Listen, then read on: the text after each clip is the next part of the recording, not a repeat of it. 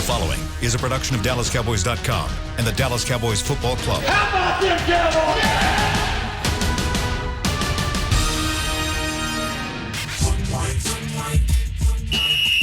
Let's go, baby! Are you ready for a break? Yes. Are you ready for a break? Absolutely. Ready for a break? Yeah, and so much for that. It's time for The Break on DallasCowboys.com. We were on the break! With Nick Eatman, David Hellman, Ambar Garcia, and Derek Eagleton. It is Thursday, October 22nd, 2020, Season 16, Episode number 49. Welcome to the latest edition of The Break. I'm Derek Eagleton. I'm live from the SWBC Mortgage Studios at the Star. Got Nick, Amber, and Dave with me. And we're joined, as we are every Wednesday and Thursday, by Bucky Brooks of NFL Network. Bucky, today we get to talk about the Washington football team's defense versus the Cowboys' offense. Looks like teams don't even really try to throw much against this Washington defense. And my question for you is that because this pass rush is just that good, or are there really just some real deficiencies in the running game that teams are finding more easy to kind of exploit? This defense is loaded with pass rushers. They've invested heavily in the defensive line and is paying dividends. They have 5 former first-rounders on their defensive front. Chase Young, Montez Sweat, Deron Payne, Jonathan Allen, and Ryan Kerrigan comes off the bench.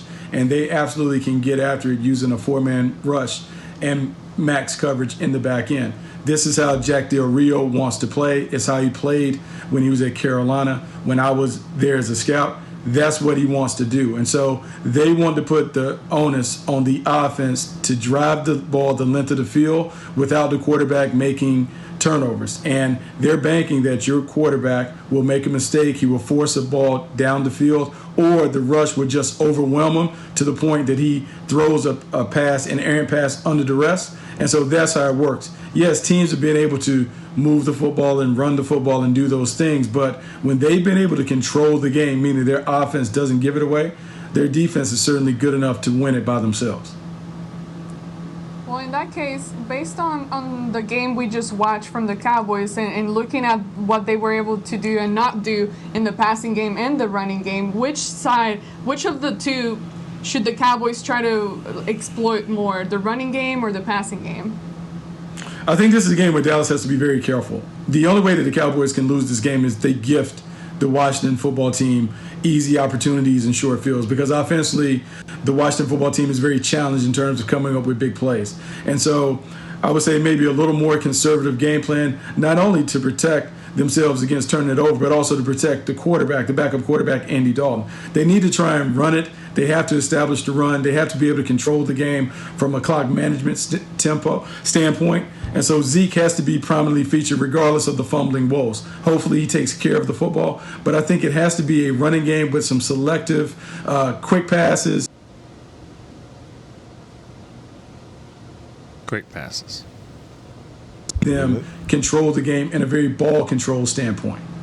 Bucky, just can they go east and west on this team? I mean, I know that we always say they need to go north, but I just don't know if they have the power up front on the offensive line being so banged up. Is this one where you have to kind of try to spread the field on them, or is Washington too fast for it?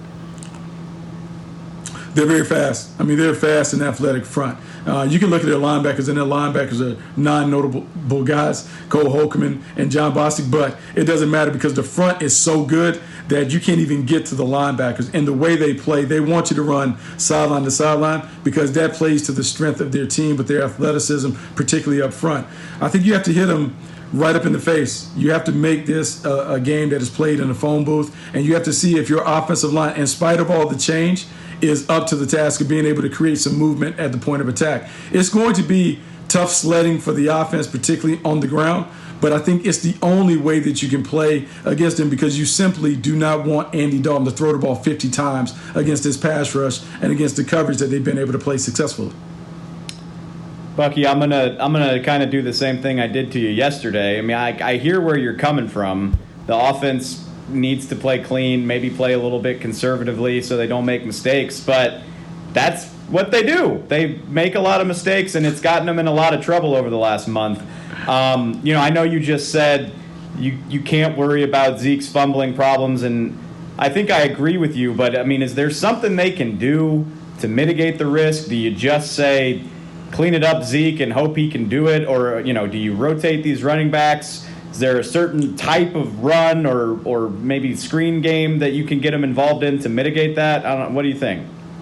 The problem with that is, in spite of his flaws, I think we all will say that Zeke is still the best offensive weapon that the Cowboys have. And so you can try to avoid the issues, but at some point you got to put the ball in the hands of your best player and let him go to work. Now it's on him to be able to figure it out. The fumbles, 5 fumbles that he's had this year, 4 of those on 101 rushing attempts, that's unacceptable. But you're hoping that he can get it corrected. Traditionally, he hasn't been a high-volume fumbler, even though he has 20 in his career. I think you have to continue to give it to him. I do like the way that Tony Pollard played, but then I think we can go back early in the year. He had some errors and miscues and things that made you queasy about him being on the field. And so right now, there are not a lot of trustworthy guys that you really can lean on. And so I would like to think that you just hang your hat on Ezekiel Elliott fixing it, but also the quick rhythm passing game, because they play so much zone, it should be an opportunity for us to see more slants, quick outs, little things, the CeeDee Lamb, Amari Cooper, and Gallup, and maybe those guys can break tackles in space. There's a way to attack this Washington football team. You just have to be smart in the way that you go about doing it. And so a mix of the run and the ball control passing game should give you opportunities to move the chains and move the ball consistently in the scoring range where you can score some touchdowns and field goals against this squad. On that note, Bucky, the Rams, of all the teams that the Washington football team have played, had the best day passing the ball against this Washington football team defense. They gained 300 yards through the air. How were they able to be successful? What were some of the things that they did that maybe the Cowboys have the capabilities to do that could lead to some of the same success? Well, one, the Rams married their run game with their pass game. The same things that gave us issues early, the first game of the year, where they were running fly sweep action, complementary play action passes down the field. That's what they were able to hit the Washington football team with. The Cowboys don't operate with that kind of dynamic scheming when it comes to their running game, but you can put the Washington football team in a bind if you're able to create some form of concern about the running game. And so however you get to that running game, whether it's throw early, run later, throw on first down, get back to running on second and third down, you have to make them make a decision that, hey, we have to drop Lyle Collins in the box. We have to create some one-on-one situations, some single high safety looks, and you have to attack them when you get that. You have to use Zeke as the threat to make them change the way that they play their coverage. And then when you get them in those situations, you have to cash in on those opportunities when you have one-on-one on the outside with Michael Gallup and Amari Cooper. Because as much as I may like how Kendall Fuller is playing, Ronald Darby and Fabian Moreau are just guys, and they've been able to protect them by playing this soft zone. If you can get them in a situation where they're having to play more man-to-man or having to play more one-on-one situations, that's when the scales tip to the Cowboys, when their offense is in control. You talked about the pass rush, and then we all know the struggles that the Cowboys offensive lines are dealing with currently. Last week, I feel that there were instances where I'd be watching the offense and seeing Andy Dalton, and I'm just like, come on, Andy, get out, go, run, get out of there, go for it. And it didn't happen. And I know that running and his mobility is not necessarily his strength at quarterback, but is this a game where maybe the Cowboys give him a little more wiggle room and liberty for him to kind of move around a little more and just not be so static? I mean, like, ideally you would think that the veteran would get the ball out of his hands. He held on to it. Now, some of that is rust because he hadn't played. And as you guys know, when you're the starting quarterback, you take up all the reps, where Andy Dalton hadn't gotten those reps. And so he is still adjusting. I would expect him to be a much better player the second start as opposed to his first start, because now he's more comfortable as the starter. I think this is also a game where Mike McCarthy has to have a conversation with Kellen Moore to feature the quick game. Make Andy Dalton get the ball out of his hands by calling routes that are quick. Try to avoid being tempted, oh, I'm going to take shots, I'm going to go attack this coverage, we're going to set them up. Just let the playmakers work. And so, Andy, get the ball to Amari Cooper and CeeDee Lamb and Michael Gallup and let those guys do the work for you. 5-yard passes via air yards, and let those guys break tackles. When you look at Amari Cooper and CeeDee Lamb, they can go to work when they have the ball in their hands. Let them do it. Get it to them on the perimeter and let them do all the heavy lifting instead of trying to call these deep and intricate pass routes where, one, your O-line can't protect, and two, Andy Dalton is going to be tempted to hold onto it, waiting for a receiver to uncover. I mean, I doubt that, this is my opinion, but I doubt Ezekiel Elliott fumbles this week. However, do you feel like when a guy's trying not to fumble, he's still going to be Ezekiel Elliott? I mean, he's just going to be like two hands on the ball. Why are you looking at me like that? I'm just listening. Okay. He's not going to fumble. he's not going to fumble the ball this week. I'm just listening. But is he going to run? I mean, is he going to get more than 5 yards doing it? Because everybody's talking about the fumbles. He's going back to the lab to look at fumbles. I mean, all I'm saying is that he's not going to be a guy that's going to sit there and say, eat, because he's worried about the football all the time. So, I mean, can it be? No, Nick. Now, Nick, you bring up a good point, because certainly it's going to be in his head, and it's also going to be in the minds of every Washington football team defender, because he has put the ball on the ground. He's put it on the ground consistently the first part of the season. Every defender is going to poke, prod, pull, swipe at the ball when he's running it. Now, the thing that Zeke has to be able to do is he still has to remain an aggressive runner while being mindful of the ball. And so what you try to do is you try not to overcoach him when it comes to the fumbling woes. You tell him to be mindful when you're in traffic, put two hands on it, cover it up. Understand when you're going for extra yards, you do put the ball in jeopardy, but you still have to let Zeke be Zeke. And so it's that fine line where you emphasize it and you touch on it, but you don't want to overtalk it, because you don't want him to be a tentative player. He has been a dominant player, a top 5 runner, because he has played a certain style. You have to continue to encourage him to play that style while still being mindful of just taking care of the football. I don't think anybody who listens to this show really needs to hear a lot about the actual pass rushers on this team. Like, Washington's given Dallas fits for years, and that was before they even had Sweat or Chase Young. But I'm curious, Landon Collins strikes me as a very similar type of safety to Budda Baker, and we saw what Budda Baker was able to do the other night. Does Washington, are they going to ask him to do that type of stuff? Are we going to have to worry about him blitzing, or do they trust those, that front four to do it all themselves? Well, when you put it on tape and you see Budda Baker go crazy, certainly Jack Del Rio will have to add it to the play sheet. He'll have to at least test him to see. I was worried you were going to say that. If they fix that issue. But, I mean, when you see the Cardinals have so much success being able to dial up pressures from all angles and the confusion with an inexperienced offensive line, you may get some of that. That's not their normal MO. They typically don't like to dial up pressure, because when you dial up pressure, it exposes them in the back end. But I do believe now that they've seen a team have success, it will maybe lead to a couple more blitzes and pressures that you may see from the Washington football team, even though it's not their normal way of going about doing their business defensively. Yeah, even though that's not what they do, I think for the next several weeks we can probably expect the Cowboys are going to get a lot of that, because this offensive line and what they put on tape there against the Cardinals. Final question for you, Bucky.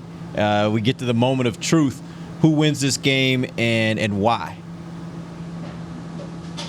I mean, I think this is a game for Dallas to win. I don't think the Washington football team has enough offensive firepower to score unless the Cowboys give it away. And so if the Cowboys just can win the turnover battle, and I don't even really worry what that looks like, +1 or whatever. As long as they win the turnover battle, they should be in a position to win. I think the key to the game really rests on Ezekiel Elliott and how he approaches it. Is he tentative and timid like Nick has been alluding to, or does he just play? Because if he plays like Ezekiel Elliott, he can have success. We have seen him have success against this team before. He just has to tote it, and they have to be confident enough to tote it, because we know that the recipe for disaster is Andy Dalton throwing the ball 50 times. Zeke has no choice but to be good, because they have to give him enough opportunities to be good, and I think he will. And I think the Cowboys should be able to win this game, but it's going to be a touchdown or less. I think it'll be very similar to the New York Giants game. Real quick, Bucky, as a follow-up to that, do you think Zeke is good enough to be able to have success even with this offensive line? Yeah, I mean, it's tough. Like, normally you're dependent upon your offensive line as a runner, but I think he certainly is good enough. I think the thing, it comes to a commitment, not only from Zeke, but from the play caller and everyone involved. Has Mike McCarthy stood in front of the room and said, our path to success is running the football with Zeke Elliott. When they have that declaration, that's when you'll see things start to change. And I just don't know if they've gotten to that point. Because it's not only Ezekiel Elliott in the offensive line, does Kellen Moore know that that is the best course for them to be able to win? Does he have a clear understanding of how to do it? And I think as the losses mount, Mike McCarthy at some point has to put a bigger imprint on this offense and the way the team is managed. And I think we're nearing that point at 2-4. He has to kind of step up with all the criticism and the whispers. He has to kind of turn this around, and I'm hoping that he'll do that. All right, we appreciate you, Bucky. That was good stuff as usual. We'll catch up with you next week when we talk a little bit more about Cowboys' next opponent. Let's take our first break. When we come back, we're going to talk a little bit more about this Dallas offense and the matchup with the Washington football team defense. We'll do that when we come right back. This is DallasCowboys.com radio. We're back with a tasty treat that's sweeping airwaves and taste buds. It's new Dr. Pepper and Cream Soda. Let's take a listen. Dr. Pepper and Cream Soda's here. A new combo that's music to my ears, okay. Let's play. Cream Soda and Dr. Pepper time. Pour it in a glass of ice. Ah, music to my ears and mouth. New Dr. Pepper and Cream Soda. A delicious duet.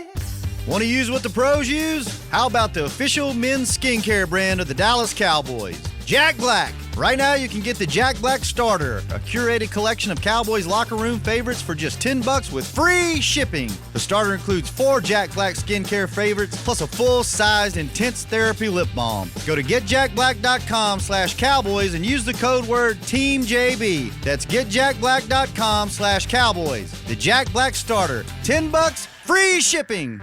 Since 1865, Stetson hats are American-made with pride right here in Texas. And Stetson is proud to be on the field with America's team. Want to show your Texas and team pride too? You can. By purchasing your own Stetson, you can look just like how the flag guys do on field at every home game. Stetson hats, the official crown of all self-respecting Cowboys, and your favorite football team. Get yours today at shop.dallascowboys.com or at stetson.com. It's funny. As we travel places, often we find the places we want to travel aren't really places at all. They're people. They're grandparents, moms, old friends, and new nephews.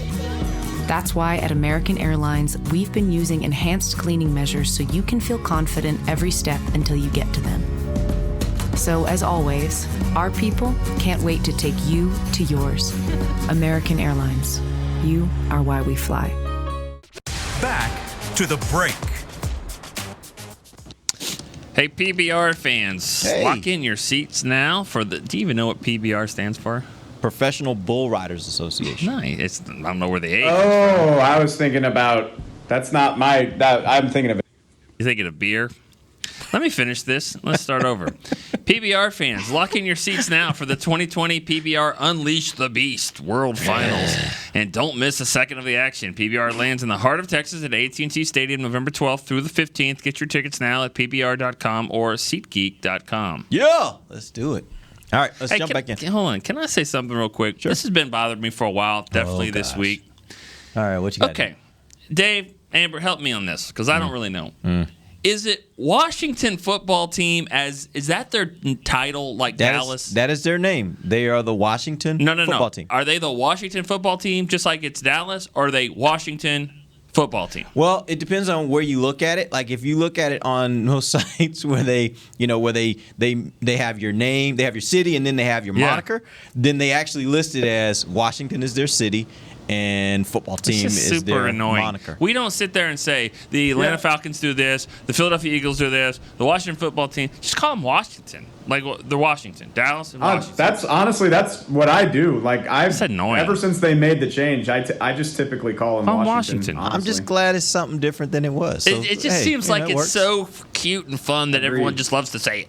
Just Washington football team. The Washington football team does this, and then the Washington football team. I mean, even Bucky said it 14 times. Well, you know why I do that? No. You know why I do that is because I've said the other name for so many years I get it. that mentally I have to do that to keep myself from saying the other name. Yeah. So, like, literally, as I was driving to work Monday of this week, I was thinking to myself, and I said probably 50 times, Washington football team, Washington football team, Washington football team, just because I had to get it into my head because I've been saying the other name for so long. Yeah. So, yeah. I said it on the radio the other day. I said the red team. So 4.5 Nice catch. is my over-under, and I think I'm at 2 this week, so we'll see what happens in the game. Yeah. All right, so let's jump in. Let's talk a little bit more about this Cowboys offense versus the Washington football team's defense. Bring it. One question I have for you guys about the offense. Can Dallas win playing more ball control and scoring 20 points per game if they get rid of turnovers? I know Bucky was talking about that. He was saying, you want to have the quick passing game combined with your running game. That may be your way to success.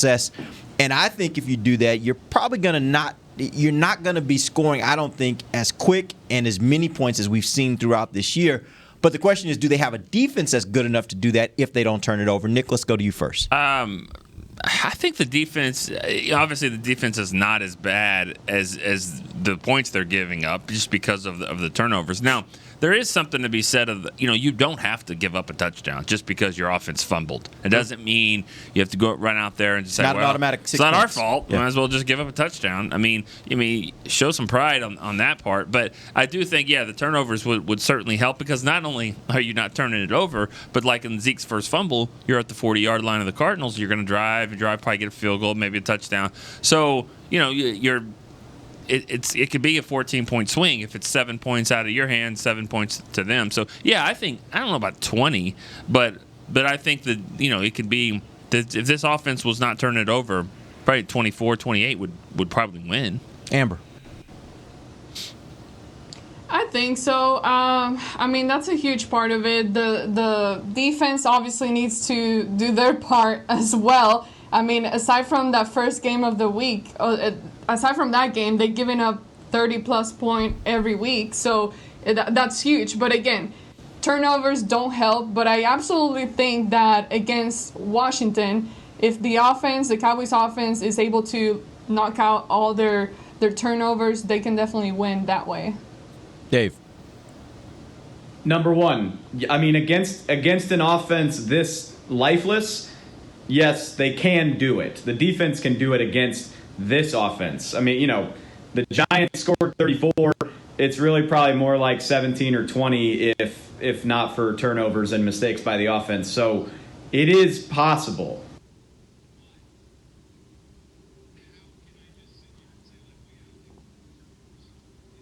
I don't know if we lost Dave there and making his great point. But let's do this. Let's do this. I want to throw out something real quick about that point you were just making. He was so passionate about it, too. It was a nice setup, wasn't it? We have 2 spots down here. No, I was saying that, the Cowboys are averaging 70.9 yards on every scoring drive. Yeah. Every scoring drive they've had, the average is 70 yards per drive. That's doing it the hard way. Yeah, and that even counts like if you get a field goal, you're only getting 20, 30 yards, so it's just the yards that you're driving. Do you happen to know? And the opponent, the Cowboys' opponents are 54.1. So they're having. You see some of these yards for the other teams. 30-yard drives, 17-yard drive, 31, 38. Cowboys they only have 2 this year that are less than 50, and both of them were field goals. So they're not getting any turnovers, obviously, any big plays on the punt return or anything for short fields. And it's like, you're right, doing it the hard way. And the interesting part about that is you can expect to maybe do that to some level of success, maybe not winning, but some level of offensive success if you've got all your pieces in place. And I'm talking particularly about the quarterback. Without that, as we saw last week, that is a tough ask. With this offensive line, right, and Andy having to play a little different. Like, that's not Andy's game to be able to deal with a bad offensive line and make people miss. That's not his game. So when you're putting him in that situation, now you're saying, okay, every drive you're going to score, you're going to have to go 70 yards. The likelihood of him doing that regularly is probably not that great. Dave, you back? Am I back? Yes, you're back. I'm sorry, y'all. I don't know why this only ever happens to me, but it's you. It sucks because I was nice and riled up. Like I was really. Where'd you lose me? Like what was the last thing I said? Tell you what. Why don't you You start were going to say that do you trust the offense to actually quit turning over the ball? Okay. Exactly. Okay. So yes, they can hold Washington to 20 points if they don't turn over the ball. But why do we think that they won't?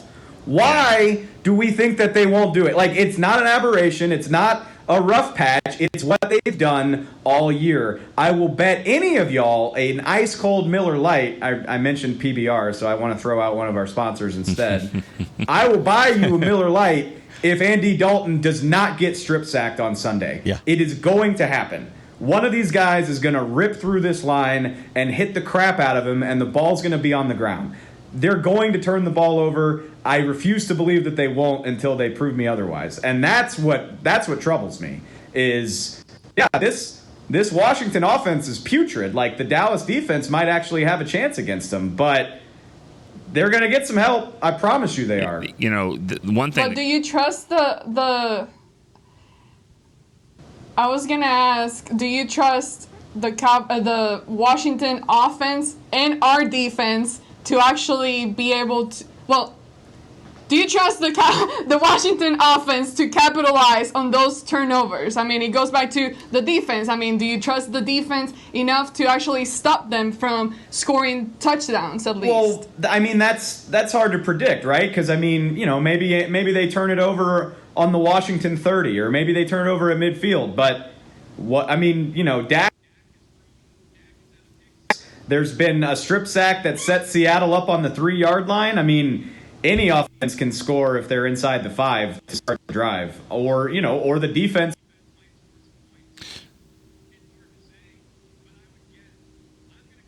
Say that Washington is going to get 7 to 10 points off of turnovers, just based on everything we've seen so far this season. You know, I think that one thing the Cowboys have got to do in this game, and really in a lot of games, is they have to throw the ball down the field way more. I mean, like even the safeties aren't playing that far back, and you can spread them all over the field. Find your mismatch. Is it Cooper? Is it Gallup? Is it CD? Whatever it is. But they need to take shots down the field, because I've said this for years. You do that early in the game, it's going to let everybody know what you're trying to do. It lets them know, it pushes them back, and you can kind of offset. You know, you get in the shotgun, 3 steps, block it. Max protect, throw the ball downfield. You have playmakers that can go make plays. They can run by people, and guess what? They throw flags in this league for pass interference, which in this offense you could take it 40 yards. You know, Lord knows the Cowboys defense gets called for it. So I'm just saying they need to do that, back off the pressure a little bit. But let me ask you this: does that work in an instance where you're playing a team like the Washington football team that does not necessarily blitz? So that means if they're playing. They got 7, let's say they got 7 guys back. They're only rushing 4. They got 7 guys back. Even if you max protect, it doesn't mean you're going to get a guy open, because you got 3 guys in a route and you got 7 guys defending. Like, how do you manage that against a team that doesn't blitz as much? Well, then stop. I mean, you know, you don't have to run deep if they're going to play that far over the top. But I mean, you can find within that group, you can find a favorable deep ball. They're not just playing, prevent blanket coverage back there. I mean. And if not, then your tight end better get to work this week. If that's the case, if they're going to do that and take away your deep ball and only rush for, then your tight end better work it this week with Dalton Schultz. And, that's something I think Andy Dalton would like to do, is throw it kind of down. But we've seen he's got a nice deep ball. These receivers got to go make a play on the ball. And I think they can, and I think that would kind of offset a few things there. Well, I mean, I think one of the things they got to consider is I think you're right with the tight end, but I also think they're going to have to we should expect to see them flood particular zones. So if you got 7 guys playing, one way to beat that is go to one part of the field and put a lot of receivers in that area that with route combinations that get a guy open, and then get the ball to him as quickly as you can. So there are ways to do it. I don't know if the deep ball is going to be the answer this week. I do think, though, there are ways to be able to beat a defense like this. Now, it all still is predicated on, can you stop those 4? Block it. Because those 4 are going to be coming, and they're better than your 5. So even with just 5 versus 4, you're not going to win those matchups a lot of times this weekend. So we'll see how that all plays out. Let's go ahead and take our final break. When we come back, I did have another question about the offensive line. And we also need to catch up on an injury update on Aldon Smith. We'll do that when we come right back. This is DallasCowboys.com radio. Since 1865, Stetson hats are American-made with pride right here in Texas. And Stetson is proud to be on the field with America's team. Want to show your Texas and team pride too? You can. By purchasing your own Stetson, you can look just like how the flag guys do on field at every home game. Stetson hats, the official crown of all self-respecting Cowboys, and your favorite football team. Get yours today at shop.dallascowboys.com or at stetson.com. I'm Jay Novacek, former tight end for the Dallas Cowboys. Back in the day, I was the guy who always got the tough yards, and that's why I run with John Deere today. In fact, I have a John Deere 3025E tractor that can handle any yard work I need to do, even the tough yards way out back. So if you have 1 acre or 1,000, John Deere has the equipment that's just right for you. Visit a John Deere dealer today and run with us. We are the official tractor provider of your Dallas Cowboys. Want to use what the pros use? How about the official men's skincare brand of the Dallas Cowboys? Jack Black. Right now you can get the Jack Black Starter, a curated collection of Cowboys locker room favorites for just $10 with free shipping. The starter includes 4 Jack Black skincare favorites plus a full-sized intense therapy lip balm. Go to getjackblack.com/cowboys and use the code word TEAMJB. That's getjackblack.com/cowboys. The Jack Black Starter, $10, free shipping. We're back with a tasty treat that's sweeping airwaves and taste buds. It's new Dr. Pepper and Cream Soda. Let's take a listen. Dr. Pepper and cream soda's here. A new combo that's music to my ears, okay. Let's play. Cream soda and Dr. Pepper time. Pour it in a glass of ice. Ah, music to my ears and mouth. New Dr. Pepper and Cream Soda. A delicious duet. Back to the break. You can tour AT&T Stadium, the home of the Dallas Cowboys. You can run on the field, see the locker rooms, and so much more. AT&T Stadium Tours presented by SeatGeek. They're available daily. Visit AT&TStadium.com for details. Derek, don't piss off the producer, okay? Do whatever you want, but don't piss off the producer. Hey, man, we got to find our fun in this thing. The Cowboys are 2-4. We got to find some fun in here and some reasons to laugh because right now the team isn't giving us much of those. But you watch the defense. 14 men on the field. That ain't funny. Sometimes. I'm sorry, that ain't funny. All right, let's jump back in. I want to talk a little bit more about the offensive line. If at this point, I think we all probably expect that there's a very good likelihood that both Knight and Martin will miss this game. So what is the best line combination in your opinions? Now, I don't want to know necessarily what you think the team will do because I think we all agree they're going to try to minimize movement as much as possible. So Cam Ervin probably is your option to just pop right in there where Brandon Knight is and then keep everything else as it was last week. But what do you think is the best offensive line combination? Let's start first with Dave while we have you. Dave. Wow. Shade. No, it's totally justified. I mean, honestly, I don't know at this point, like where we are, like who am I to even argue that there's a better possibility out there? I mean, okay, Cam Erving is I assume going to start at left tackle. He's experienced. He's done it before.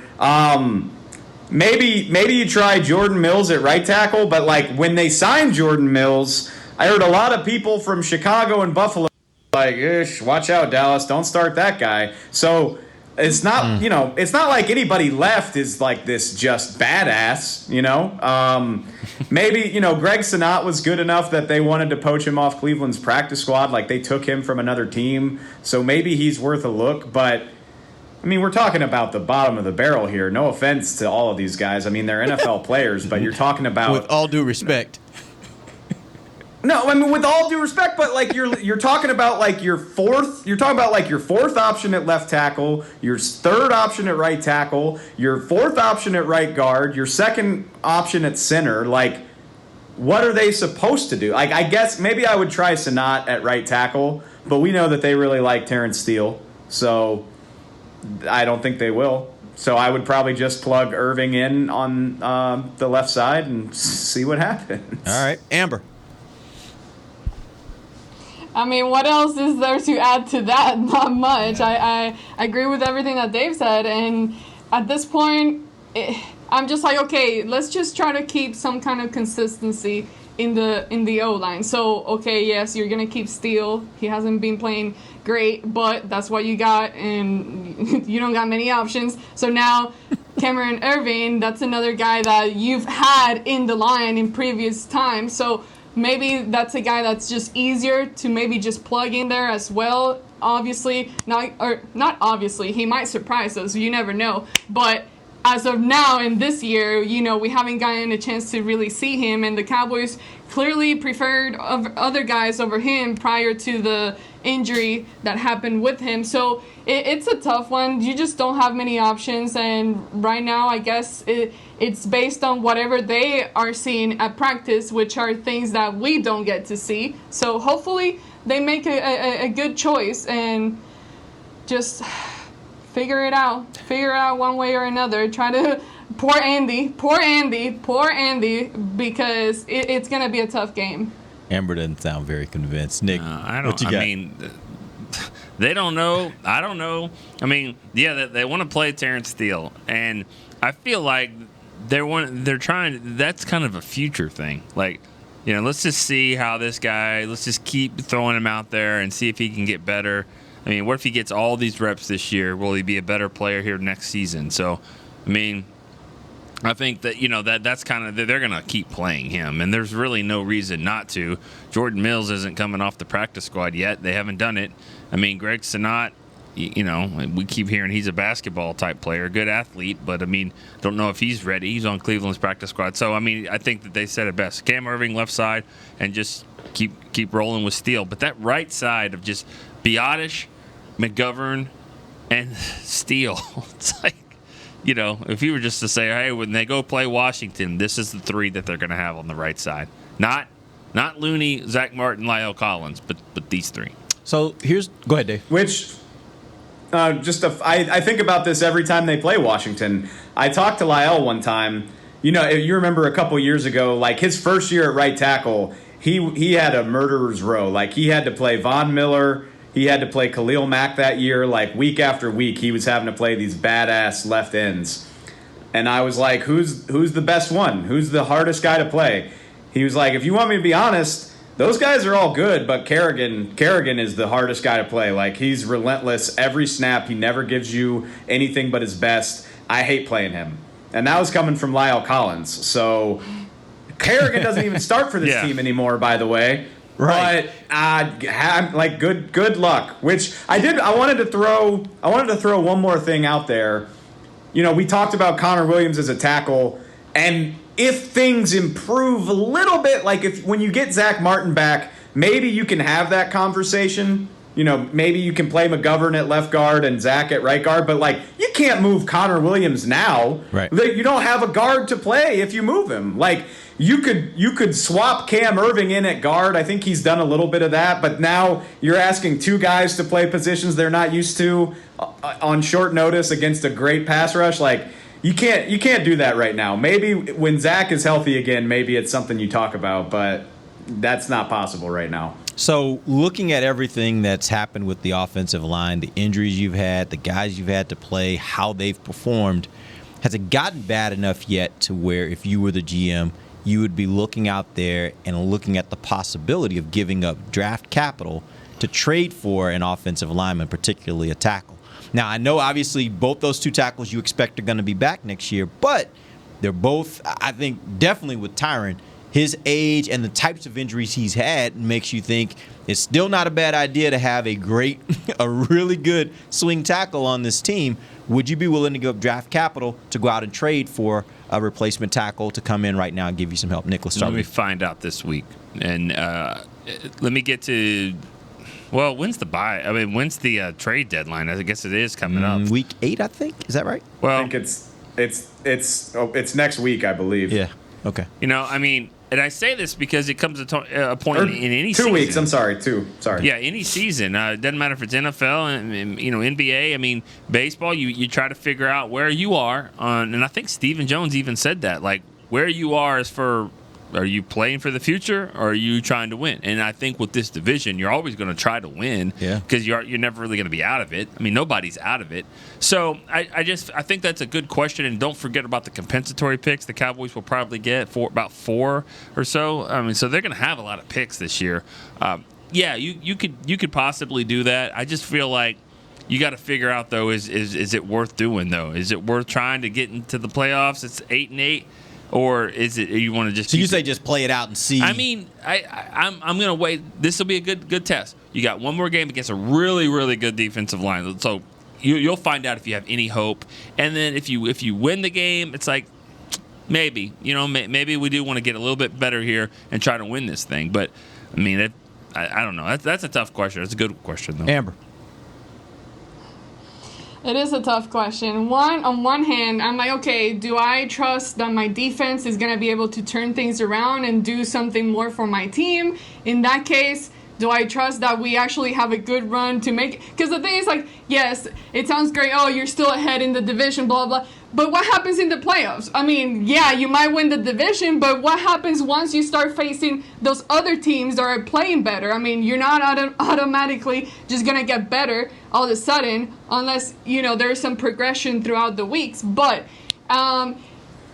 let's say that's the case, and I'm thinking, okay, yes, I want to win this year, at least get to the playoffs. Then my answer would be absolutely yes. I would be looking into trading and bringing someone in, mainly because it doesn't matter the fact that, it matters a lot, the fact that these guys level-wise are a lot lower than your starters that you initially had. And to me, that creates more possibilities for other injuries. You don't know what can happen to Andy Dalton. You don't know, and God forbid something happens to Zeke as well, but you don't know what the lack of good protection it's going to lead to as far as creating possibilities of injuries of other guys that you absolutely need healthy this year. So yes, I would be looking to make some kind of trade. All right, Dave. I'll start off with my general philosophy. I mean, just with the way this roster is constructed right now, if I'm trading for somebody, it's got to be a young guy who's in the second year of his deal at the work. Like I can't do Amari Cooper again. Amari Cooper, it worked. It was a great trade. It worked out for everybody. Oakland got a good pick, and they have a great receiver, but they had to turn around and pay him 20 games later. I can't do that right now with how bloated this contract situation is. There's so many big contracts on this team, and not enough of them are pulling their weight. I can't add that into the mix. Like, if I'm making a trade, it's got to be for a guy that I don't have to worry about paying for a little while. On top of that, I mean, you are right to be concerned about the long-term future of Tyron and Lyle, but they're still here, and they're still counting toward the salary cap, and I've got to try my best to get them right for at least the next few years. So if you want to trade a day 3 pick for a serviceable tackle who can just help you get through the season, I would do that, because you need a third tackle anyway. Like, they need to get a guy next year no matter what. But it can't be like your first round pick. Even with the concerns about Tyron and Lyle, you can't spend your first round pick on a position where you already have two, $12 million guys. I just don't think that's smart roster building. So if you can get a guy for a day 3 pick, knowing that you've got comp picks coming, I would do it just to keep the season afloat. But like, a major trade is something that you do to get over the top or save your season. And without trying to sound like a pessimist, I just don't know that that's realistic for this team right now. So I wouldn't want to commit too much. The one thing I will point out is I personally think that they have to address offensive line in next year's draft. I think it's actually just as important as addressing this defense in next year's draft, because you look at the players that they have on this offensive line, and it's an offensive line that's really banged up. And I think you have to account for the fact that you're not going to have Tyron Smith for every game of the season next year. I think for the rest of his career, you probably have to account for that. Now, if he happens to do it, great. That's great, because I think when he's playing, he's still one of the best out there. But I think you have to account for the fact that you might not have him for a full 16 games. So I think you got to address the offensive line, and probably a player that can move around a little bit, that can maybe help you out at guard, can pop out the tackle if you get an injury there. But I think you have to. And so my point is, if you're going to have to address it in the draft anyway, then I'm looking around at teams, and I agree with you, Dave. I'm not looking at those top-notch guys that I'd have to give up a first or second round pick for. I'm looking for those guys that maybe I give up a fifth round pick for.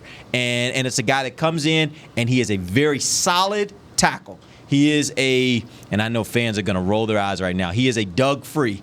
He is a guy that has some warts, but a guy that is serviceable, that is better than what I have right now, that I think can be a future swing tackle as well on this team. Honestly, I disagree completely. I think if you're going to trade, I would trade a guy that's in the last year of his deal, that the team knows that they're not going to re-sign. They're still pretty good. They're going to get something. I don't have a name, and I don't want to throw a name out there for tampering, but I'm just saying. Oh, I thought you were talking about on the Cowboys team. On another team. He's a second-round pick, a former first-round pick maybe, and they're not going to sign him. He hasn't been that great, but he can, let's just instead of losing him in free agency, you give him something. Because think about it. Would the Cowboys right now, for a fifth-round pick, would they trade Terrence Steele for a fifth-round pick? Yeah. They would want to, yes. They may not have enough bodies. They would want to. They might not be able to, right. Yeah. They don't have enough bodies for it. I mean, even if the guys got back, even if say Tyron wasn't out, you think they would trade him for a fifth-round pick? Yeah. Maybe a sixth? I mean, I don't think it's a no-brainer. I mean, what I'm trying to say is teams don't want to get rid of young linemen. There's not many out there. So there's not going to be a lot of young linemen you can just go and get. I don't know if the Cowboys would just be willing to just trade maybe a fifth-round pick, but I mean, they wouldn't trade him for a seventh-round pick or sixth-round pick probably. I mean, they feel like they got a good young tackle. I see what you're saying. Larry Allen got thrown around by Reggie White, and he was the best to ever play. I'm not saying he's going to be Larry Allen. I'm just saying you let these guys keep going. He's a big, strong guy. He looks the part. He just got to. So you're a believer in his upside. I think you have to. I mean, you have to. No, you don't have to. I mean, I'll put it like this. I haven't seen enough that makes me believe in his upside. The coaches obviously have seen more, and they do believe in it. I'm asking you, do you believe in his upside? I don't think he's going to be right now. I can't say he's going to be a great player, but I know this. You play football to get better. I mean, you get better by playing football, and most teams don't have the luxury of throwing out a rookie like that to play. He's having to play. I think he's going to benefit from it. My point all along is that's our guy that we're talking about. A lot of teams wouldn't want to part ways with a young tackle. That's all I'm saying. I got you. All right, we appreciate you guys joining us. We're back tomorrow. We're going to tell you what we think is going to happen on Sunday. Cowboys will take on the Washington football team at noon, and we'll get you guys ready for that. Till then, for Nick Eatman, Dave Hellman, Amber Garcia, I'm Derek Eagleton. This has been The Break, live on DallasCowboys.com radio. This has been a production of DallasCowboys.com and the Dallas Cowboys Football Club. How about this, Cowboys?